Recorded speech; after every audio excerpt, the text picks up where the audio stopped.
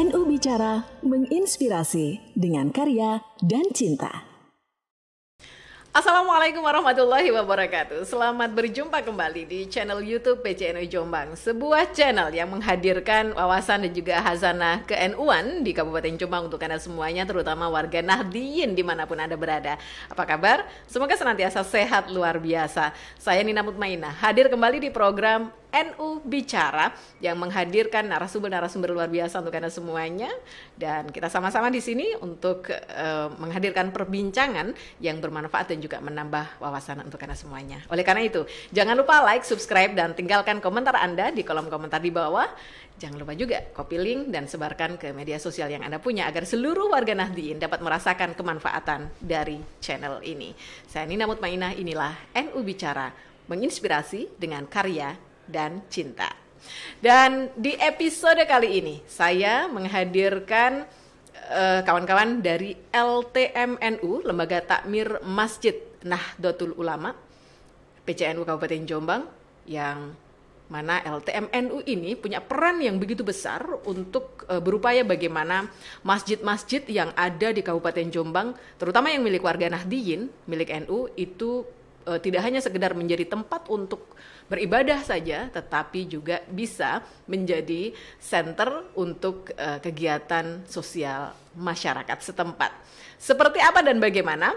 Saya sapa yang sudah hadir bersama dengan saya, Ketua LTMNU PCNU Kabupaten Jombang, Ustadz Dzikrul Hakim. Assalamualaikum Ustadz. Waalaikumsalam warahmatullahi wabarakatuh. Alhamdulillah, senang bisa bertemu dengan panjenengan di sini di NU Bicara. Selamat datang di NU Bicara, Ustadz. Terima kasih atas undangannya hari ini bisa hadir di acara ini. Terima kasih kembali. Dan apa kabar? Sehat? Alhamdulillah sehat, semoga selalu berkah. Amin ya robbal alamin. Ini kalau ngomong-ngomong tentang masjid, ngurusin masjid sepertinya isinya berkah Pak Ustadz. Alhamdulillah. Itu berkah dan berkat ya? Nah, itu berkah dan berkat ya? NU itu ciri khasnya adalah mencari berkah, dan itu pasti ada. Berkatnya. Ada berkahnya, ada berkatnya gitu ya. Baik. Kawan-kawan LTMNU PCNU juga sehat semuanya? Alhamdulillah sehat. Luar biasa. Alhamdulillah. Semangat semuanya. Baik, Ustadz, ngomongin tentang masjid, ada menjawab beberapa pertanyaan dari masyarakat, terutama warga Nahdliyin. Itu kan kadang-kadang ada keresahan begitu. Bagaimana ketika masjid ini masih kurang begitu berkembang. Usut ternyata ada satu alasan yang mungkin agak riskan sebenarnya untuk disampaikan, tetapi ini nampaknya perlu untuk diflorkan kayaknya. Boleh nggak sih? Boleh, karena ini demi bagaimana memakmurkan masjid gitu ya. Jadi artinya bahwa gitu. Apa yang menjadi kekurangan bukan untuk menilai atau menjudge bahwa ini salah atau benar, tapi bagaimana kita menjadikan masjid itu lebih baik ke depan dan lebih bisa memberikan kontribusi dan manfaat. Karena di LTM ini punya moto yang juga kita tulis. Kami kebetulan punya pedoman yang disebut dengan panduan muharik dan takmir, dan kami juga menerbitkan juga buku khutbah. Di dalamnya itu ada moto LTM yang di periode ini kita tulis sebagai moto yang menjadi penggerak kita, yaitu khairun nas anfa'uhum. Jadi apa yang kita lakukan itu selalu memberikan manfaat, kontribusi bagi kemaslahatan umat, dari kemakmuran masjid. Itulah yang kita harapkan. Kehadiran kita itu memberikan manfaat, itulah yang kita harapkan. Oke, baik. Ustadz, kira-kira sudah diinventarisin guys? Saya kan sudah nih diinventarisir. Yeah. Kira-kira permasalahan yang sekarang ini dihadapi oleh warga Nahdliyin kaitannya dengan masjid itu apa saja sih? Ya, sebenarnya ada beberapa hal yang kita verifikasi ya dengan permasalahan itu memang beragam. Makan tapi secara umum bahwa di mana-mana permasalahan masjid itu hampir sama. Yang pertama adalah khususnya di masjid-masjid di wilayah pedesaan itu, atau secara umum bahwa regenerasi di dalam bagaimana memakmurkan dan mengelola masjid itu masih mayoritas dipimpin oleh yang sepuh. Tidak hanya itu, termasuk siapa yang nanti akan menjadi imam, siapa yang nanti jadi khotib, siapa yang menjadi bilal. Ini bila tidak yang sepuh belum diperkenankan. Sebentar. Gitu. Sepuh. Ya. Ada istilah sepuh, Ustaz. Ya. Batasannya berapa sepuh itu? Jadi itu bahasa yang apa ya? Yang di desa itu sebagai bahasa yang kita kenal sebagai bahasa memuliakan orang yang tua yang dianggap tokoh di masyarakat. Okay. Nah, sehingga kalau istilah di NU kan ada kiai, ada kalau kami lebih umum dengan bahasa masyarakat biar kita bisa bagaimana kita bisa membaur dengan masyarakat, kita istilahkan sepuh gitu aja ya. Nah, ini sehingga artinya bahwa yang dianggap tokoh itu yang nantinya harus tampil. Nah, sehingga terkadang dengan namanya mengedepankan aspek sepuh itu sehingga melupakan bahwa di dalam sebuah proses untuk memakmur masjid itu juga butuh yang namanya regenerasi.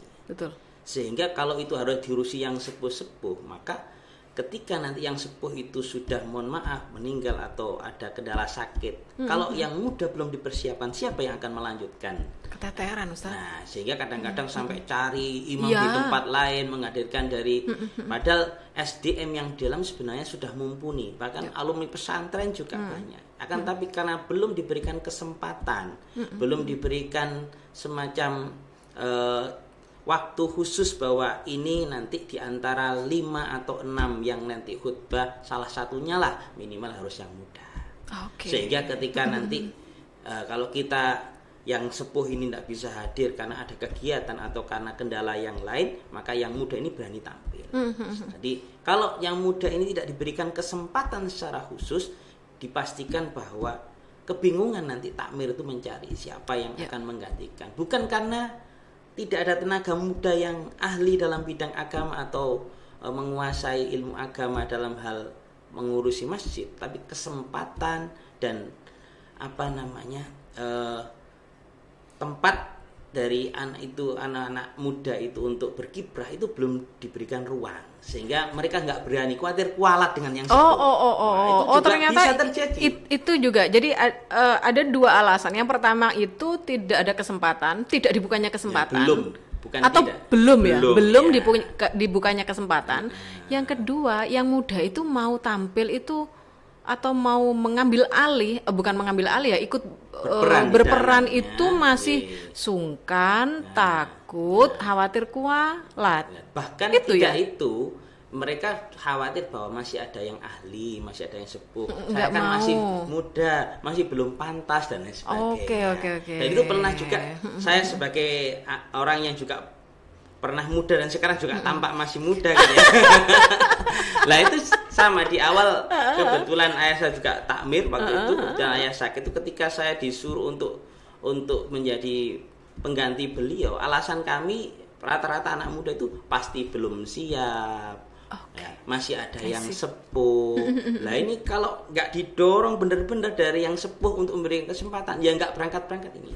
Sehingga ada alasan yang saya ingat dari pesan yang disampaikan itu, intinya bahwa kalau kita menunggu sempurna, kapan kita sempurna? Karena manusia tidak diciptakan dalam kesempurnaan, pasti ada kekurangan. Betul. Sehingga dengan kita khutbah, kita tampil dengan ilmu yang sudah kita miliki, yang penting syarat rukun itu sudah terpenuhi, maka disitulah proses belajar. Nah, nilai khairun nas anfa'uhum linnas itulah yang kita pegang. Baik. Di sisi lain, bagaimana dengan adanya kegiatan yang kita lakukan yang untuk memakmurkan masjid itu adalah bagaimana kita sebagai hamba Allah yang ikut juga memakmurkan masjid. Karena di dalam Quran juga dijelaskan bahwa salah satu ciri-ciri orang yang beriman itu di surat At-Taubah itu adalah innama ya'muru masajidallah man amana billahi wal yaumil akhir. Jadi orang-orang yang beriman itu salah satunya adalah orang-orang yang mau memakmurkan masjidnya Allah. Oke. Ustadz, permasalahan seperti ini apakah rata-rata terjadi di semua masjid yang ada, atau ada masjid-masjid yang sudah mulai agak sedikit revolusioner begitu, melakukan inovasi sehingga anak-anak muda lebih banyak dilibatkan? Ya, jadi kalau dibilang semuanya tidak, karena ada masjid-masjid yang sudah mulai melibatkan anak-anak muda, karena sadar pentingnya regenerasi. Karena kami juga alhamdulillah sudah melakukan turba, karena kebetulan yang sekarang ditunjuk jadi ketua ini juga pernah jadi wakil ketua ya di periode yang pertama. Wakil ketua LTM ya, juga. LTM, kemudian yang di periode sebelumnya lagi itu jadi sekretaris umum. Oke. Nah, sekarang saya ditunjuk malah jadi ketua. Wes. Lah, dari sini betul lah, itu ada harus hal-hal yang pernah ha? kita alami langsung di lapangan, bahwa saya juga ikut pernah ke 21 kecamatan. Nah, sehingga di situ kita bisa menyerap berbagai informasi, kemudian kendala-kendala apa yang dialami di masyarakat, sehingga kami di sini menawarkan sebuah program, termasuk karena dibutuhkan masyarakat itu adalah contoh real konkret. Sampai di periode ini kami sampai mencetak 2 buku sekaligus. Nah, dan itu kami alhamdulillah bisa susun selama 3 minggu selesai, dan kami cepet banget Ustaz. Iya, kerjasama dengan perpustakaan daerah itu kami launching sekaligus mengundang perwakilan dari MWC yang ketua LTM dan sekretarisnya untuk kita adakan semacam sosialisasi dan workshop. Di situ kita bagikan perwakilan itu dengan panduan mukharik dan takmir masjid. Yang kedua adalah buku khutbah Nahdlatul Ulama, dan itu yang sudah disahkan juga oleh ketua PCNU sebagai pengantar.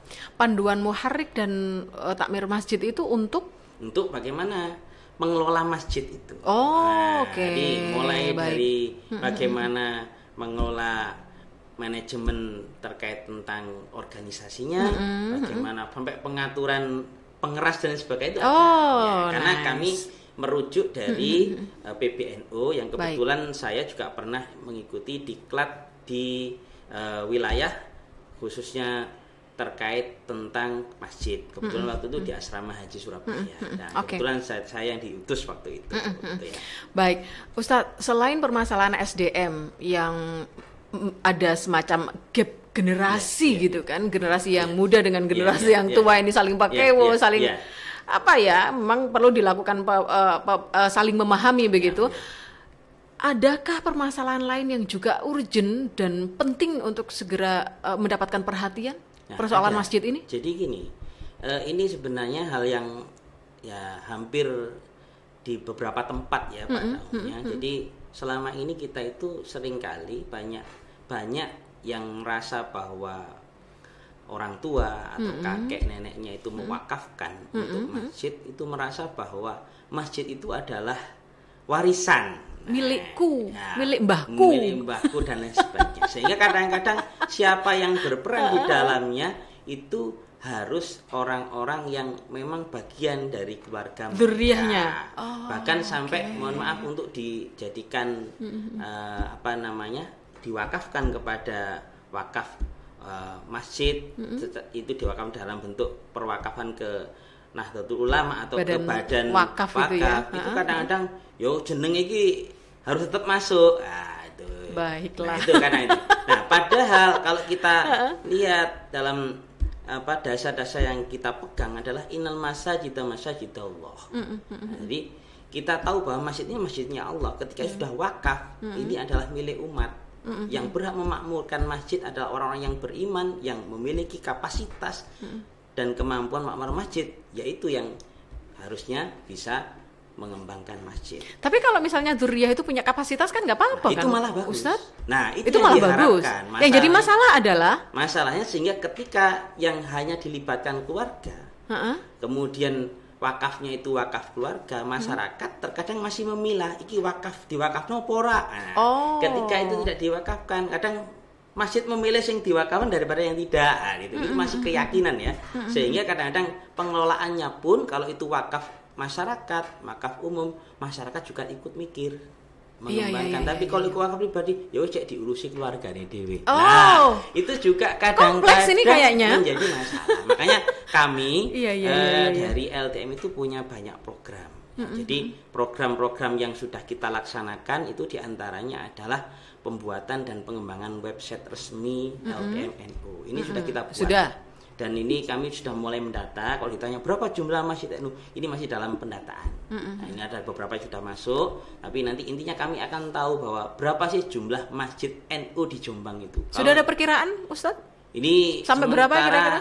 belum berani menyampaikan itu ya, karena ini ribuan juga, kalau ribuan pasti ya, pasti itu kan seluruhnya pasti ya. Tapi kalau untuk yang khusus NU itu kami juga belum bisa memastikan secara khusus. Tapi nanti ini karena di web itu nanti langsung muncul masjidnya, namanya, takmirnya siapa, sampai musola, sampai kami juga akan mendata sampai TPQ yang di ranah masjid, karena kan ada TPQ di masjid, ada yang di ranahnya pesantren dan lain sebagainya. Kami mendata sampai yang itu. Kemudian kalau terkait yang di pondok ya nanti masuk di ranahnya RMI gitu kan. Tapi kalau kami fokus di yang ada di masjid-masjid atau musola yang non pondok pesantren begitu. Biar ada penangannya tersendiri. Nah, kemudian kita juga sosialisasi, salah satunya adalah mengundang ketika bekerja sama dengan Lazisnu dan perpustakaan daerah itu, kita mengundang dengan mensosialisasikan bagaimana memasukkan data itu. Kemudian kami juga membagikan, maksudnya memasukkan data tentang masjid. Ya, jadi sampai ke webnya LTM. Ke web. Oke. Sehingga baik. di situ nanti tidak hanya data, tapi sampai Google Map-nya itu muncul. Gitu. Saya harap jadi kita nanti kalau mau mencari masjid ini bisa. Itu nanti kedepannya kita akan bisa mendata sampai di sisi lain. Ada sinkronisasi data begitu ya. Kalau ketika itu juga kita ketika ada dana-dana atau bantuan-bantuan yang sekiranya itu berkaitan tentang masjid, ya kita bisa lebih mudah untuk mengaksesnya. Karena secara kebetulan tahun kemarin ini kami juga berupaya berkomunikasi juga dengan DMI, dan Dewan Masjid Indonesia. Dan kemarin di periode sebelumnya dan kemudian kita lanjutkan di periode ini, alhamdulillah kemarin dapat dana namanya dana Tukim. Apa itu? Tunjangan imam masjid. Baik. Nah, itu dana Tukim. Ya, yang sebenarnya biasa dikelola oleh DMI, kami juga ikut bersinergi. Akhirnya kami diberikan namanya rekomendasi khusus dari LTM. Dan alhamdulillah kemarin bisa dapat 2,5 juta per imam masjid. Nah, itu kan sangat membantu lah. Dengan adanya data nanti kita ketika ada bantuan misalnya data bangunan atau data apapun yang berkaitan tentang itu, kami mempermudah. Di sisi lain di dalam kegiatan kami juga mengadakan beberapa kegiatan, di antaranya sistem seminar literasi masjid. Nah, tadi kan menjelaskan bagaimana sih inovasi masjid itu yang baik, kemudian yang menjadikan bisa mewujudkan kemakmuran masjid itu seperti apa. Nah, sehingga seminar literasi masjid. Jadi makanya kami menyusun buku itu dalam bentuk bacaan. Nah, tidak hanya dibaca tapi bisa diterapkan. Jadi apa yang didalami tidak hanya sekedar pedoman, tapi maksud kami itu sebagai acuan. Ketika kita mau melaksanakan harusnya sesuai dengan panduan. Nah, minimal kalaupun tidak semua ya, sebagian. Jadi yang namanya tadi kalau dari awal kita ngomong berkah itu kan bukti keberkahan itu kan ketika ziyadatul khair. Ketika sudah tambah baik, bertambah kebaikannya, itu berarti ya sudah tandanya berkah dari sisi kebaikannya. Berarti semakin baik masjid itu, semakin pengelolaannya bagus, semakin bermanfaat, itulah tanda bahwa pengelolaan itu dilakukan dengan baik dan menjadi jalan keberkahan. Gitu. Nah, selain itu kami juga punya program di 2025 ini banyak sekali. Jadi selain pendataan terkait masjid, kami juga pembentukan struktur LTM, mulai dari tingkat ranting sampai PC. Nah, dengan jalan kita juga turba, kemarin sempat juga baru 2 hari yang lalu kita turba Kono Salam ya, bersamaan dengan MWC dan JKH yang kebetulan ada kegiatan tentang tahsin imam gitu kan, sehingga sangat bermanfaat menurut saya. Itu justru hal-hal seperti itu kami dari LTM sangat senang dan bisa merasa terbantu sekali ya. Meskipun sebenarnya insidental, tapi karena ini bagian dari bagaimana membangun masjid, kami sangat mendukung sekali dan kami sempatkan untuk turba ke masjid tersebut. Nah, salah satunya nanti kami akan membuatkan SK takmir masjid dari LTM PCNU. SK takmir masjid, Ustadz. Biasanya kan di masing-masing masjid itu ada takmirnya sendiri-sendiri, tapi dibikin sendiri, tanda tangani sendiri gitu. Nah, ini mau dibikinkan sama LTM. Jadi di pedoman LTM itu juga kita masukkan contoh pembuatan ajuan untuk pengurus. Makanya syarat Tukim kemarin itu adalah SK takmir berasal dari pengurus cabang. Oke. Salah satu syaratnya kemarin gitu, sehingga tetap nanti pengajuannya melalui jalur DMI Dewan Masjid Indonesia yang ada di kabupaten, tapi tetap ada rekom khusus yang bunyinya ada logo dan tanda tangan dari pengurus, dalam hal ini ketua dan sekretaris LTM PJN. Tapi emang selama ini masih belum ada ya seperti itu ya? Ya barusan sudah kita laksanakan di tahun ini, barusan terlaksana sudah, tapi belum menyeluruh. Ya. Masih sudah ada berapa sudah ada masjid sekitar kemarin itu yang dapat sekitar 35 atau 40 masjid lah. 35 40 masjid. Ya, karena ini kami juga informasinya baru. Selama ini kan terkait Tukim itu ditangani langsung dari DMI ya. Nah, kami ini ya bagaimanapun yang namanya Khairunas itu bagaimana lebih bermanfaatnya kayak apa, kita menggunakan prinsip bekerja sama dan bersinergi dengan lembaga apapun, termasuk Lazisnu yang sering kita, termasuk yang acara di perpustakaan kemarin juga peran juga dari Lazisnu untuk termasuk LTN juga memberitakan, itu kan itu penting berita-berita seperti itu. Nah sehingga kami dengan seperti itu akan bisa mengenalkan kepada masyarakat bahwa mengelola masjid itu tidak boleh dengan asal-asalan. Baik. Nah, gitu ya, prinsipnya di situ. Nah, termasuk nanti kami juga mendapatkan informasi kemarin dari PCNO terkait tentang SK LTM MWC. Itu kemarin kita dari MWC harus mengajukan nama itu supaya nanti tanda tangan pengesahan pengurus MWC itu langsung ditandatangani oleh ketua PC. Oke, sebentar Ustadz. Ini berarti kan secara kelembagaan. Iya. Yang ada sekarang ini adalah LTM PCNU saja. Ya. Di MWC masih belum ada gitu? Sebelumnya ini atau gimana? Belum. Jadi memang belum. Artinya bahwa secara struktur kita memang belum apa ya? Sampai ya, turun. Belum sampai turun. Makanya ini dalam rangka yang belum membentuk di MWC begitu. Sampai ranting ya. Sampai ranting. Ya. Oh. Jadi ada kalanya sudah terbentuk, ada yang memang belum ada. Nah, sehingga kami berupaya bagaimana yang belum ada itu bisa menjadi ada. Yang sudah ada ya karena regenerasi, maka ada yang dipilih lagi, ada yang tetap melanjutkan itu ada. Sehingga kami menginginkan nanti ketika ada informasi dari PC atau dari pusat yang terkait informasi terkait tentang memakmurkan masjid atau lembaga takmir masjid, kita bisa sosialisasi mulai dari PC sampai tingkat ranting. Di MWC itu yang sudah ada LTM-nya mana saja, Ustadz? Ini termasuk ini kita sudah alhamdulillah dengan di tahun ini kita sudah membentuk dan kami berupaya untuk MWC-nya, tingkat MWC itu di 21 kecamatan sudah terbentuk. Oh, sudah semuanya. Berarti sudah ada semuanya. Ya, di periode ini sudah terbentuk semua karena kami juga menghubungi masing-masing ketua MWC untuk mendelegasikan dan mengirimkan nama yang menjadi jadi memang di MWC itu sudah ada semuanya, tinggal di ranting-ranting itu yang masih belum semuanya. Tapi sudah ada ya ranting-ranting yang berdiri LTM itu? Ya hanya ada sebagian ada, tapi sebagian besar belum. Ya, sehingga kami berharap nanti dengan kita turba itu di situ, sehingga nanti informasi bahkan kami sampai membuat yang namanya grup LTMNU se-Kabupaten Jombang. Sehingga ada info apapun tinggal kita langsung saja itu. Kalau belum ada informasi yang ditangkap atau belum ada balasan, sampai kami kadang-kadang japri ke personal gitu. Kayaknya memang harus begitu ini Ustadz. Oke, jadi ini secara kelembagaan masih terus ditata, ditargetkan ranting-ranting, di ranting-ranting itu nanti akan bisa berdiri LTMNU gitu ya. Apakah ada program yang lain Ustadz selain itu? Jadi kami untuk mengembangkan kompetensi dari pengelola, salah satunya mukharik dan takmir. Mukharik itu yang mengurusi, yang takmir itu yang berkaitan tentang bagaimana struktur organisasinya. Itu nanti kami juga mengadakan pelatihan dan workshop manajemen kemakmuran masjid. Jadi melanjutkan periode itu tahun ini. Tahun ini sudah dalam program ini kebetulan masuk di 2025 ini. Ya, jadi tapi sebelumnya selalu setiap tahun itu setiap periode ada.